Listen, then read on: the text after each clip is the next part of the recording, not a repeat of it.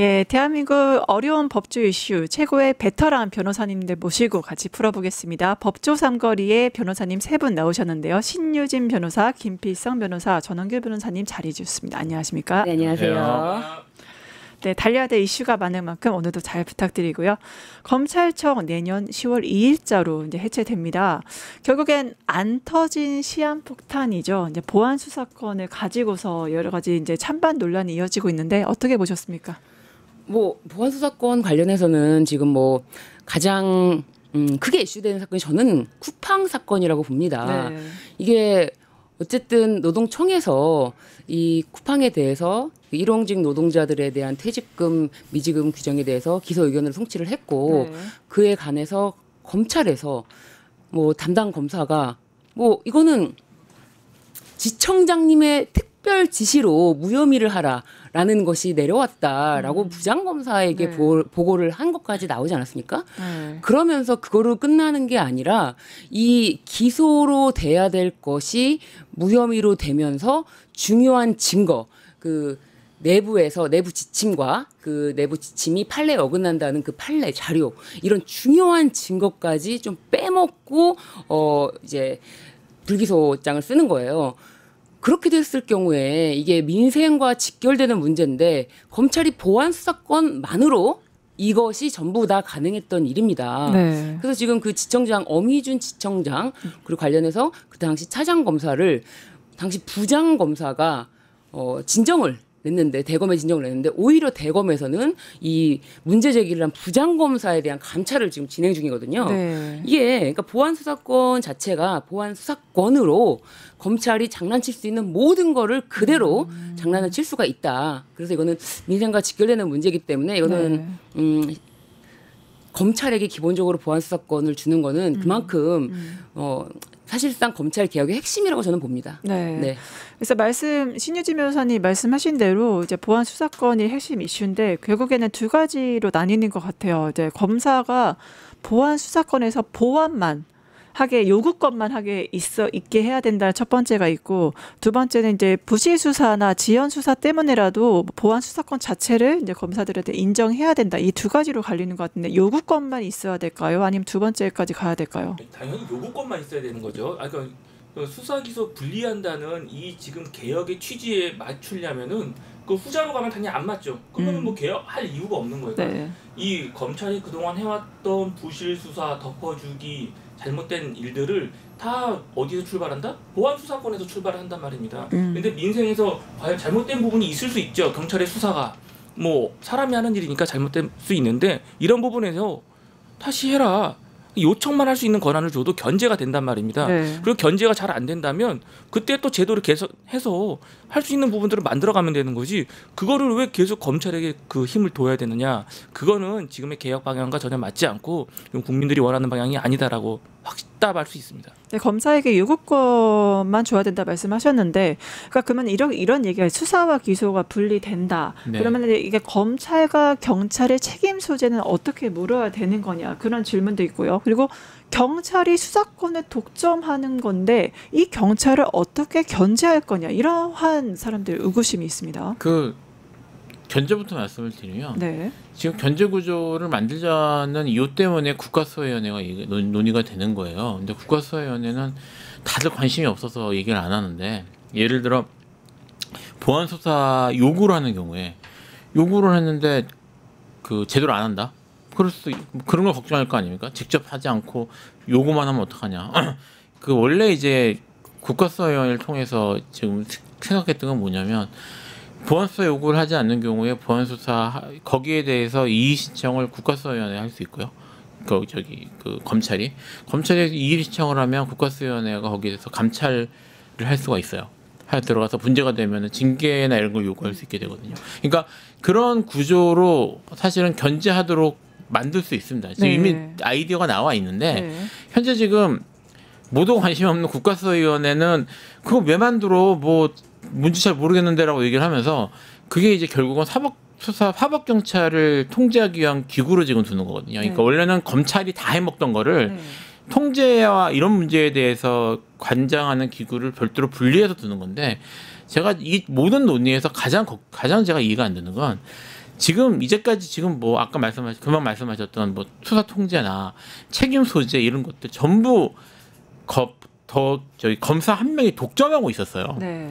그때는 별 문제 제기를 안 하다가 지금 다 검찰 편 드는 사람들 다 문제 제기 안 했거든요. 근데 이거를 이렇게 나눠 가지고 서로 견제하도록 만드는 구조를 만들겠다 그러니까 여기에 조금 더 힘이 가는 것 같으면 저쪽에 힘이 몰린대요. 네, 이쪽에 몰린대. 다 그런 소리를 하고 있습니다. 네, 그리고 그럼 어떻게 하면 좋겠냐? 그냥 검사한테 줘라. 결론이 이거잖아요 지금. 네. 보안 수사권도 검사한테 줘라. 네, 맞습니다. 결국 검사가 봐야 된다. 그러니까 이게 뭐 이제 보안 수사권을 왜 주면 안 되는지 이런 것들에 대한 논의들은 뭐 얘기들은 많이 할 수 있는데요. 사실은 이걸 좀 생각하시면 좋겠는데 이 모든 논의의 밑에는 뭐가 깔려 있냐면 검사가 제일 우월하다는 생각이 깔려 있어요. 그렇죠. 이게 보안 수사권 같은 경우에도 이 생각을 해보셔야 됩니다. 이 보안 수사권이라는 게 그 경찰의 수사가 미흡한 경우에 대한 얘기잖아요. 그럼 검찰의 수사가 미흡하면 누가 봅니까?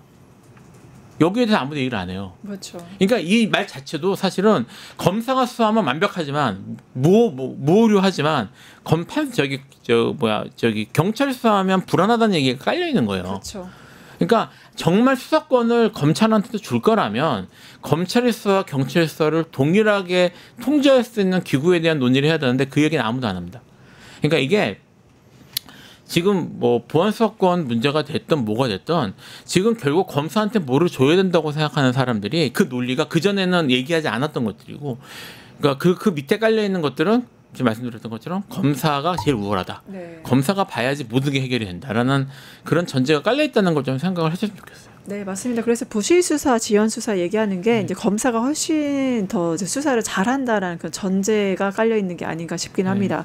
또 김건희 특검에 이제 검사 40명, 네. 우리 사건 빨리 마무리하고 복귀하게 해주세요 했는데 민주당은 이거 집단 항명 아니냐 강력하게 반발을 했습니다. 어떻게 보셨어요? 민주당도 이제 가서 항의 방문을 했는데 사실상 뭐 전현희 의원 같은 경우는 특검이 그동안 수사를 잘해왔다는 것에 대해서 격려도 하면서 뭐 무조건적으로 뭐 전원 징계라 이런 입장은 아니었습니다. 네. 그리고 이제 이게 뭐 40명이 아주 똘똘 뭉쳐 있냐 살펴보면 저는 그건 아닌 것 같습니다. 왜냐하면 지금 이미 뭐 개인적인 사정상 뭐 사직을 한 사람도 있고 이미 이제 복귀를 한 사람도 있다고 하는데 지금 일부 이렇게 민주당의 압박에 의해서 일부 검사들은 사표 제출도 불사하겠다 이런 이야기도 있는데요. 반발이 크다라고 하는데 이게 일부란 말이에요. 네. 그러면은 40명 전원의 의견이라고 저는 보지 않아요. 그렇게 사표까지 내겠다라고 하는 사람을 데리고 갈 수는 없지 않습니까? 그래서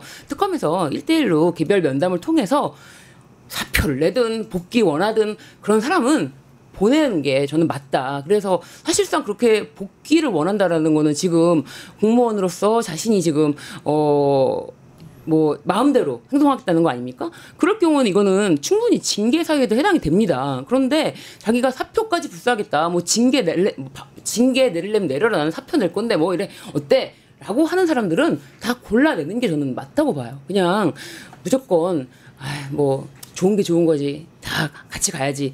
그렇게만은 안 되고 분명히 나와요. 일부 검사들이 사표를 불사한다. 저는 이 일부 검사들이 이거를 주도하지 않았나. 왜냐하면 다른 뭐 내란 특검이라든지 최혜병 특검에서는 이런 게 없다라고 또 보도가 나왔거든요. 그럼 거기에는 그렇게 일부 검사들이 강력하게 끌고 가는 힘이 없기 때문에 그런 게 아닌가. 그럼 일부 검사들이 뭐 원한다면 원하는 대로 해줘야죠. 원하는 대로 해줘야 돼요. 네, 원하는 대로 사표를 불사하겠다, 징계를 받겠다, 징계를 줘야죠. 네. 네, 그래서 아마 민주당이 검사 40명의 행동에 대해서 법을 위반했다, 항명이다라고 하니까 꼬리를 좀 내렸습니다. 뭐라고 했냐면 특검 검찰 개혁에 대해서 우리가 반대하는 건 아니다. 이런 식으로 대응했거든요. 어떻게 그건 말장난이죠. 왜냐면은 지금 항명하는 이유가 뭐든지 따져보면은 그거 아니면은 성립이 안 되잖아요. 또는 부당한 업무 지시, 외압 이런 것 때문에 그거의 불법적인 행위에 대해서 우리가 저항하겠다.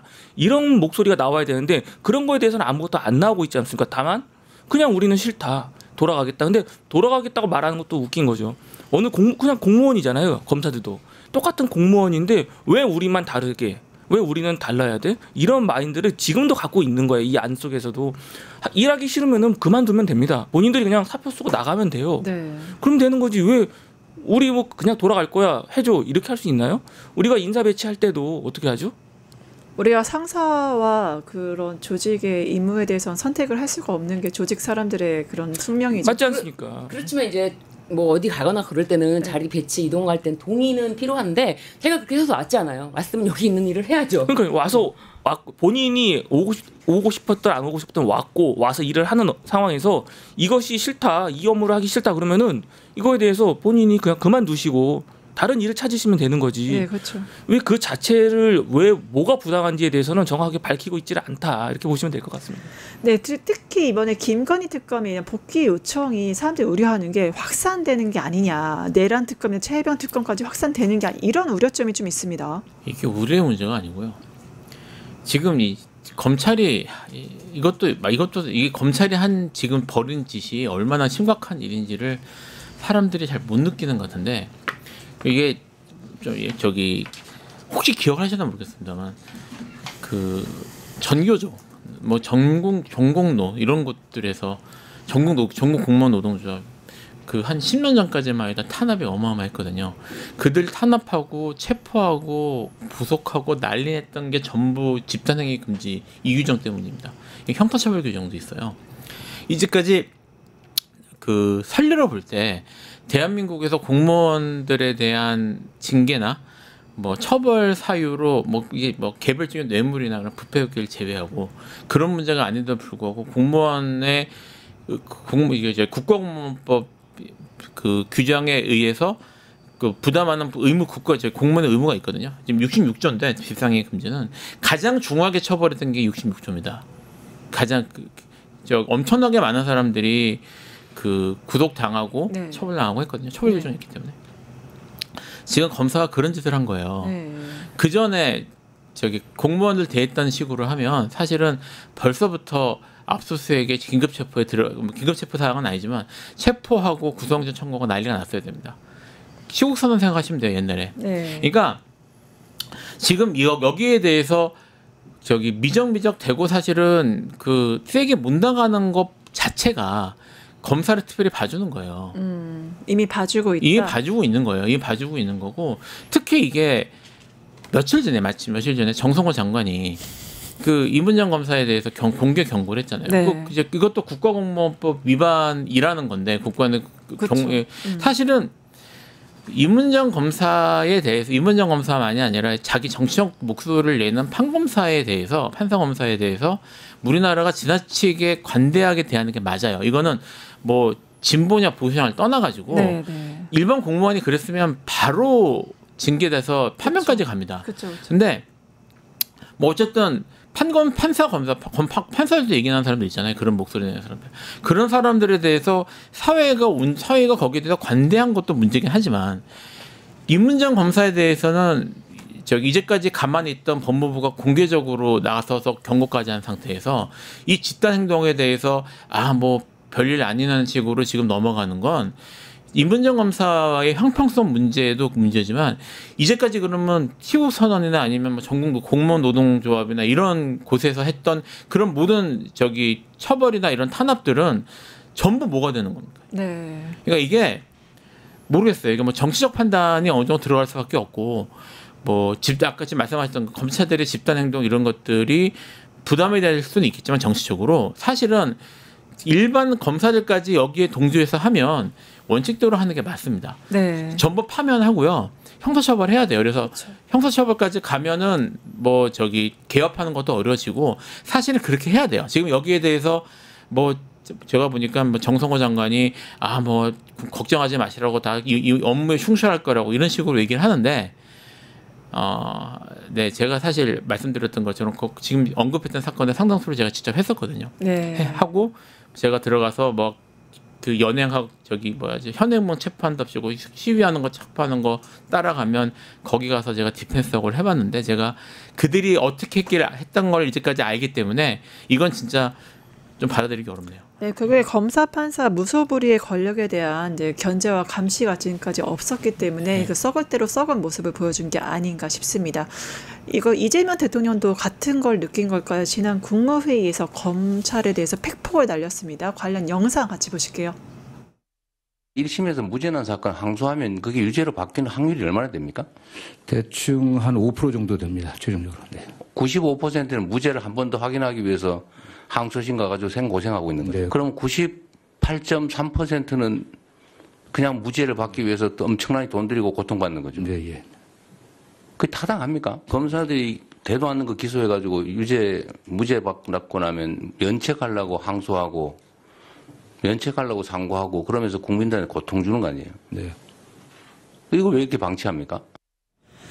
이 이재명 대통령이 법무부 장관을 콕 집어서 우리나라 항소율 왜 이렇게 높냐? 95%가 무죄 나온다. 국민들 재산 거덜난다. 고통받는다. 이제 문제점을 굉장히 세게 제기를 했어요. 근데 네. 이게 문제는 1심에서 무죄를 선고해도 만약 검사가 어떠한 항소, 상고를 하지 않으면 불이익을 당하는 게 아니냐. 이러한 의견도 있습니다.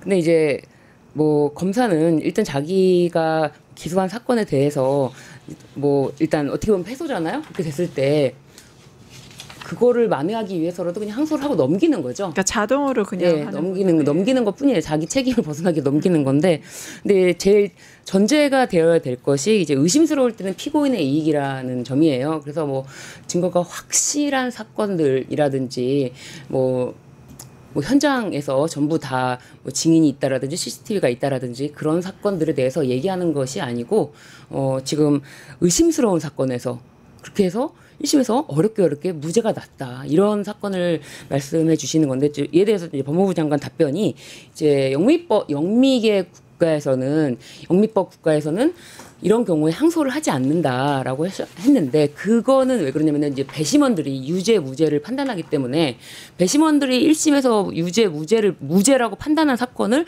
검사가 항소를 못 하도록 하는 거예요. 그래서 유무죄 판단 자체가 일반 법관 개인에게 주어진 게 아니고 배심원의 판단에 맡겨져 있기 때문에 그런 점에서 검사는 더더군다나 항소를 하지 못하도록 딱 돼 있는 건데 우리나라는 이제 그런 것이 아니고 이제 1심 특히나 이제 형사 뭐 단독 사건으로 그러니까 이제 판사 단독 사건으로 진행되는 경우가 많은데 그렇게 되면은 그 단독 판사에게 어떻게 보면 또 이거 무죄를 줘야겠다라는 그렇게 전권을 주게 되는 그런 부분, 이런 부분까지 지금은 조금은 아직도 단계적으로 검토해볼 부분이 있는데 이거는 굉장히 불합리한 점 맞죠. 검사가 무분별하게 무조건적으로 항소 상고를 함으로써 피고인은 대법원까지 가야지만 자신의 무죄를 증명할 수 있다는 게 너무 억울한 사건은 맞죠. 네, 근데 실제로 제가 다른 나라 의교관들이나 그걸 물어보니까 그 일본 같은 경우는 1심에서 뭐 유죄 무죄 나오든 하여튼 최종에서 대법원에서 그게 무죄가 나오면 본인의 안위, 그러니까 한마디로 승진이라던가 평가에서 굉장히 불이익을 많이 받는다고 하더라고요. 한국은 그런 시스템이 아예 없는 건가요? 아예 없는 건 아닌 걸로 알고 있는데요. 네. 그 약하죠. 그러니까 경영은 약하고요. 지금 우리나라에서 무조건 항소하는 거는 그 징계나 이런 건 문제보단 검사의 마인드 때문에 사고 방식 때문에 그래요. 어떤 사고 방식일까요? 어떤 사고 방식? 네. 검사는 기본적으로 자기들이 법원과 동등하다고 생각합니다. 그러니까 무슨 말이냐면 1심 무죄가 나왔잖아요. 그거는 법원의 생각일 뿐 우리는 동의할 수 없으니까 라는 게 기본적인 사고 방식이에요. 그래서 제가 이제 들었던 케이스 중에 어떤 게 있냐면 네. 1심에서 공소기각을 상당히 받았거든요. 공소기각에 나오는 경우가 많지 않습니다. 2심에 가서 법원이 공소장 변경하라고 한 거예요. 하니까 한 번, 두 번 버티더니 자기들이 공소장을 잘못 썼다는 걸 인정할 수가 없으니까 우리는 견해를 달리하나 법원에서 요구하시니까 바꾸겠습니다. 한 10년 정도 전의 일인데 이런 말을 결국은 하면서 바꾸는 걸 본 적이 있는데 그 사람들 사고방식이 그렇습니다. 그러니까 우리나라가 그 무죄에 대해서 오히려 인사불이익을 너무 안 주는 게 아니냐. 네. 그래서 난무하는 게 그게 기소를 남발하는 게 아니냐라는 얘기가 있는데요. 지금 사실 저는 이제 그런 식의 지금 말씀드렸던 너무 불이익을 안 준다는 주장에 대해서는 좀 비판적입니다. 불이익을 강하게 주면 자기들이 살기 위해서 상고를 하는 일이 벌어질 수 있기 때문에 거기에 대해서 좀 신중할 필요가 있다고 생각은 하지만 우리나라가 그럼에도 불구하고 지금 말씀하셨던 일본이나 이런 데에 비해서 거의 1심 무죄 나오면 거의 100% 항소하거든요. 네. 항고하거든요. 그게 항소하는 이유가 자기들 그것 때문에 하는 거예요. 우리들은 틀리지 않았다. 우리는 무조건 옳다. 예, 그랬다. 뭐 확정 판결 받아야겠다 이거는 항상 그런 식의 태도라서 참 이거하고 직접 연결되는 건 아닌 것 같아요. 제가 봐서. 실제로 이 그 항소 상고율에 대해서 문제점을 제기하면서 정성호 장관에게 왜 이거 방치하냐 이런 문제점을 이재명 대통령께서 제시를 했거든요. 그러면서 제도 개선해라 이렇게 말했어요. 어떻게 보셨어요? 당연히 제도 개선을 좀 해야 될 필요는 예전부터 나왔던 거예요. 왜냐하면 이 검찰이 이제 해체돼야 되는 이유가 여기서도 나오는 게 이 사람들은 공익의 대변자라고 본인들은 항상 얘기합니다. 그러면 그 공익이라는 거는 누구죠? 피해자를 대변할 수도 있지만 이게 억울하게 기소당한 사람들에 대해서도 그렇죠. 대변을 해줘야 되는 거예요. 그래서 항상 본인들이 봤을 때 잘못된 수사였고 이거에 대해서 실수로 기소가 됐다 하더라도 자기들이 공소 취소를 할 수 있는 권한을 줘야 되고 그거에 대해 했을 때 불이익이 없어야 돼요. 근데 지금 그렇게 하면은 난리가 나죠. 그러니까 이런 부분에서 오히려 잘못된 수사를 막는 거를 검찰이 해야 되는 역할을 아예 배제하고 있었다는 거예요. 그래서 그 부분에 대해서 좀 제도 개선도 필요할 것이고 그다음에 검사들은 징계를 잘 받지 않잖아요. 자기네들이 조작 수사하고 이래놓고선 징계도 안 받아요. 네. 그러니까 수사 과정에서 검찰의 실수로 자기네 잘못된 수사였다면 그 부분에 대해서는 당연히 공소를 유지하면 안 되는 거잖아요. 네. 그러니까 그런 부분을 커트할 수 있는 뭐 심의위원회를 만든다던가 이런 데서 검찰은 자기네들이 모든 걸 독자적으로 다 결정할 수 있는 구조를 주면 안 된다는 거예요. 지금은. 네. 그래서 무조건 외부의 감시 견제 기능을 제도적으로 좀 집어넣을 필요가 있다는 겁니다. 네, 지금 현재 문제가 많은 또 이제 헌법상 배임죄 폐지도 지금 논의가 좀 되고 있잖아요. 근데 여기서 당정이 이제 배임죄 폐지를 목소리 높여서 얘기를 하니까 이제 장동혁 대표 이렇게 말합니다. 우와, 이걸 자백하네 이렇게 말을 했어요. 어떻게 보셨어요? 아니 일단 배임죄 관련해서 배임죄 폐지를 먼저 주장하는 것이 뭐 이복현 이제 금감원장이지 않습니까? 그리고 국민의힘에서 배임죄 폐지에 대해서 주장을 해왔던 것인데 배임죄 자체가 사실상 우리나라에서 횡령죄, 배임죄, 타인의 업무 처리하는 자, 타인의 사무 처리하는 자에 대한 처벌이 그렇게 뭐 엄격하다고 보기는 어렵습니다. 다만 이제 그거를 조항을 근거로 해서 이제 형사처벌이 있다라는 어떻게 보면은 이제 그런 위하 이 정도인데 이것은 뭐 장동혁 대표가 말하는 거는 그냥 무조건적으로 발목 잡기식 이것에 대해서 논리적으로 생각하지 않고 뭐 이재명 대통령이 이제 성남시장 시절에 그 지금 와서 생각해봐도 말도 안 되는 사건이긴 한데 그 사건을 다시 살펴봐도 배임죄 자체가 안 되는 사건이에요. 왜냐하면 성남시에 역대 어느 지자체단체에서도 환수하지 못했던 이익을 가장 큰 금액 5천억인가요? 환수를 시켰고 그렇게 큰 이익을 환수했다라는 걸 자랑으로 이제 어떻게 보면 선거운동을 하자 그거에 대해서 이렇게 그냥 두면 안 되겠다라는 식으로 대장동 사건이라는 이름으로 대장동 그분이라는 이름으로 해서 뭐 언론에서 대대적으로 보도가 됐고 그거로 인해서 굉장히 크게 어떻게 보면은 이제 선거 방해를 전략을 세웠고 검찰이 도왔고 그게 막 먹히지 않았습니까? 그거를 지금 다시 논리적으로 검토해 본다고 하더라도 말이 안 되는 사건인데 그거를 장동혁 대표가 지금 뭐 판사 출신인데 이런 말을 하는 자체가 저는 굉장히 그냥 국민의힘스러운 답변일 수밖에 없다. 네, 그렇게 봅니다. 네, 결국에 배임죄 폐지는 대통령 방탄이라고 주장하는 게 바로 국민의힘인데 뭐 정치 공세에만 몰두하고 있는 국민의힘의 모습을 보고 있는 게 아닌가 싶습니다. 또 오늘 열리는 윤석열의 내란 우두머리 혐의 이거를 지기현 갑자기 왜 이럴까요? 중계 방송을 허가했습니다. 이거 어떻게 보세요? 당연히 이번에 좀 허가할 거라고 생각은 했는데요. 네. 그 이유가 지금 본인에 대한 뭐 감찰도 있었고 그런 내부적인 문제들이 터져나오고 있잖아요. 근데 여기서 만약에 이거를 불허했다? 그러면은 이제 걷잡을 수 없이 커질 것 같은 거를 본인도 느낀 거죠. 네. 그동안에는 그냥 하나하나씩 넘겨갔는데 이제는 국민들의 목소리가 점점 더 커지고 있고 개연성 뭔가 문제가 있는 거 아니야? 너 그런 것 같은데 네. 폰을 바꿨어? 폰을 여러 번 바꿨는데 뭐 이런 것들이 모든 것들이 다 이제 본인한테 부담이 왔을 거예요. 그래서 더 이상 내가 튀는 행동, 기본적으로 맞지 않은 행동을 하는 거는 좀 어렵다고 판단해서 이번에는 정상적인 좀 판단을 한 것 같습니다.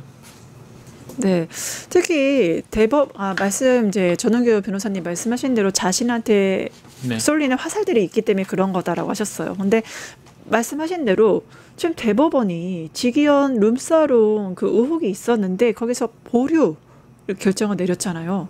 이걸 어떻게 해석을 해야 될까요? 보류를 안 했으면 더 이상했겠죠. 이 사람들이 지금 사법부가 지금 보이고 있는 모습을 보면 이 사람들이 제대로 조사를 하고 제대로 할 수 있을까에 대한 국민적인 의문이 있잖아요.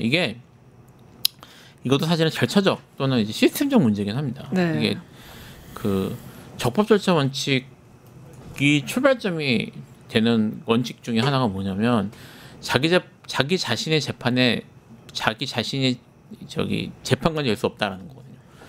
근데 지금 현재 우리나라 구조는 어떠냐면요. 법원에 대한 판단도 모두 법원이 그냥 하도록 돼 있어요. 근데 지금 직위원 같은 경우는 개인적 비리긴 하지만 네. 이게 그 사실은 그 법관 전체하고도 전체의 행태, 뭐 문화 또는 뭐 그런 현지 부패 이런 것들하고도 연관돼 있을 수 있는 내용이라서 이거를 지금 그 법원이 제대로 뭐 감찰을 한다거나 영장도 기각됐지 않습니까? 제대로 이거를 할 수 있도록 해줄 걸 기대하기 어렵죠, 사실은. 그러니까 사실 그 이 부분이야말로 이제 지금 사법개혁에 대해서는 얘기가 좀 덜 나오고 있긴 한데요. 네. 주목을 덜 받고 있긴 한데 네. 사법개혁을 할 때 네. 법관 수를 늘려야 된다. 네. 뭐 절차를 어떻게 해야 된다라는 논란이 나오는 이유들이 네. 사실 이런 것들을 막기 위해서예요. 지금 현재 지금 법원 조직은 검찰하고 조금 다르긴 하지만 네. 그 대법원장을 정점으로 하는 완전한 피라미드 조직은 상명하고 피라미드 조직이거든요. 그러니까 그 대법관들이 모두 장악하고 있는 이 조직에서 자기들이 이익이나 이런 것들이 배치되는 것들이 제대로 감찰이 이루어지거나 할 가능성은 사실은 높지 않습니다. 그래서 저는 이게 지금 뭐 제대로 했을 리가 저는 뭔가 뭐 결론이 나왔다고 하더라도 믿기 어려웠을 것 같고요. 이게 현재 우리나라의 법조계의 현실이구나. 그러니까 좀 어떻게 뜯어고쳐야 되겠다. 이런 것들을 얘기가 좀 나왔으면 좋겠어요. 예, 지금 말씀해 주신 네. 것처럼 그 대법원장을 정점으로 상명하복이다라고 말씀해 주셨는데 이게 더 가능하게 이거를 완전히 확고히 공고히 가능하게 해준 논리가 또 대법원에서 만들었어요. 네. 임성근 전 부장판사 있지 않습니까? 네. 네, 임성근 전 부장판사가 마음대로 그 판결에 대해 다른 재판부 판결에 대해서 막 의견을 내요. 이렇게 해, 이렇게 예를 들면 어미중 지청장처럼 이렇게 해라고 했는데요. 대법원이 뭐라고 했습니까? 직권남용 아니다라고 했어요. 그거 직권남용 아니야. 왜? 그렇게 지시할 직권이 없어서 직권이 없는데 어떻게 남용이야. 있는 직권을 남용하지 없는 직권을 남용하나? 그럼 뭐 무죄야 무죄. 그렇기 때문에 대법원의 원장이 뭐 하급심에다가 그 판결 그거 이렇게 해야지라고 해도 전혀 처벌할 수가 없다. 현재 대법원 판례에 의하면 처벌할 수가 없다는 겁니다. 네. 법원 진짜 문제가 많은데 잠깐 말씀하셨지만 압수수색 영장이 기각이 됐잖아요. 공수처가 했는데 그 정말 상식을 가진 국민들 수준에서는 납득이 안 되거든요. 막 휴대폰을 그렇게 많이 바꾸고 증거인멸 아니겠습니까? 근데 이게 일반 국민 피의자였다면은 진작에 관련 조치가 들어갔을 텐데 직위원은 압수수색이 기각됐다. 이거는 우리가 어떻게 해석해야 됩니까? 그 계약의 대상이라는 거죠. 법원도 똑같이. 그러니까 좀 전에도 마찬가지인데 우리가 법원에 가는 이유가 뭐죠? 판단을 해달라는 거죠. 최종 판단을 너네가 해. 그래서 그분들한테 우리가 권위도 주고 우리가 뭐 명예도 주는 건데 지금은 자기네들이 판단 안 하고 공수처 넘겨버렸잖아요. 그러니까 판단을 안 하는 판사들이 왜 필요합니까? 거기다가 판단을 하긴 해요. 어떨 때? 자기네들이 불리할 때만. 이렇게 불리한 거. 이거는 제대로 된 판단을 해야 되는데 그렇게 안 하잖아요. 자기네들한테 오는 거는 무조건 무죄야. 우리를 수사하지 마. 이렇게 나오고 있는 행태는 결국은 검찰개혁이 끝나면 법원도 개혁의 대상이 될 수밖에 없다는 걸 국민들한테 스스로가 알리고 있는 거죠. 그러니까 지금 이 직위원을 사람들이 보시기에 재판 받아야 될 사람이 지금 재판을 하고 있다. 그렇죠. 내려와라 이렇게 말하잖아요. 어떻게 직위원 해야 될까요? 이게 사실은 뭐 재판을 받아야 되든지 아닌지는 수사를 해봐야죠. 아니, 수사를 못하게 막고 있으니까 네. 현재 판단하기는 어렵지만 지금 적어도 직위원이라는 사람이 이거를 공정하게 판단할 수 있을까에 대한 국민적 신뢰는 완전히 무너진 상태입니다. 그러면 여기에 대해서 법원이 뭐 인사조치를 하든 어떻게 하든 간에 이거를 어쨌든 대책을 세우든지 국민들한테 신뢰 회복을 위한 뭔가를 해야 되는데 사법부는 전혀 그렇게 할 생각이 없는 거예요. 그러니까 자체가 국민적 신뢰, 이런 사법 신뢰 이런 문제는 그들에겐 중요한 문제가 아닌 거죠. 이 국민들 여론이나 이런 것들 때문에 자기들이 물러서는 거는 본인들 입장에서는 그걸 받아들일 수 없는 거예요. 그러니까 좀 원색적으로 얘기하면 본인들이 귀족인 거예요. 귀족인 거고 우리가 판단하는 게 모든 게 진리니까 네. 니들은 우리를 따라와야지 뭔 소리냐라는 식의 사고방식이 아니면 불가능한 일들입니다. 이게. 그래서 이게 사실 연결돼요. 그러니까 결국은 같은 사법시험, 변호사 시험 붙어가지고 가는 사람들이잖아요.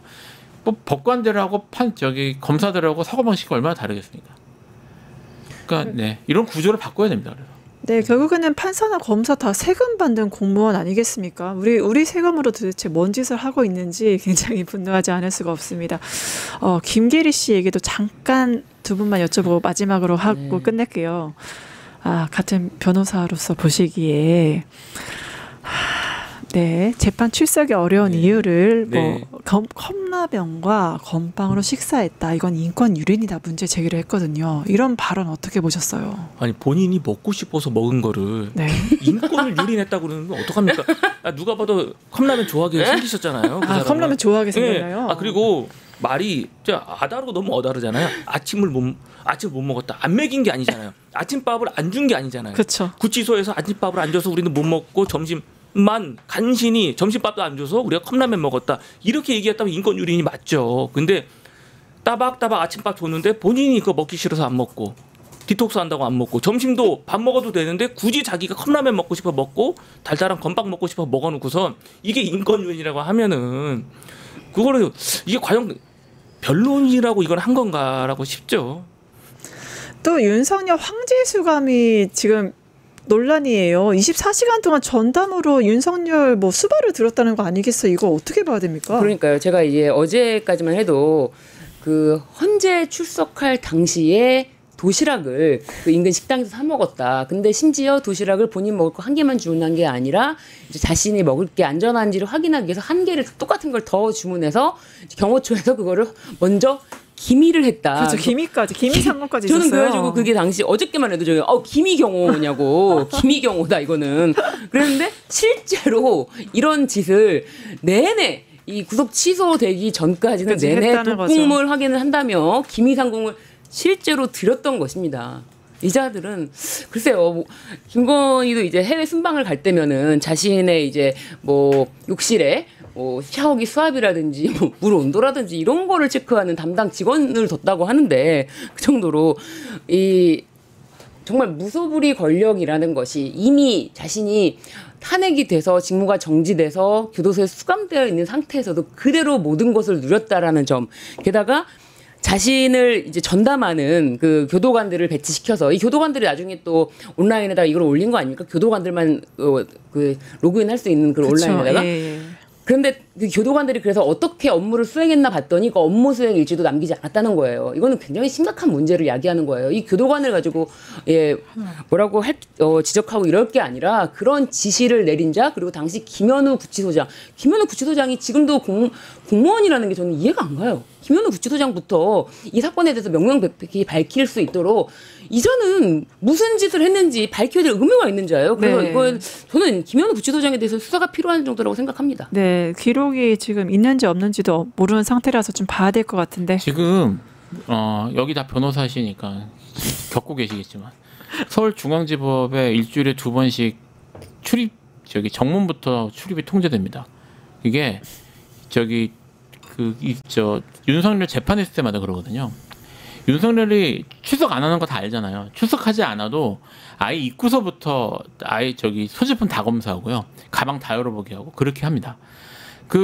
제가 이제 이재명 대통령이 시절에 할 때는 그렇게 안 했어요. 그러니까 이재명 당시 당대표가 들어올 때 차가 도착해서 들어갈 때만 경호원이 체크를 해줬고 그 외에는 그렇게 통제하지 않았거든요. 근데 지금 우리나라 법원은 지금도 윤석열이 출석하지 않음에도 불구하고 윤석열이 출석하는 날 하루 종일 그 짓을 합니다.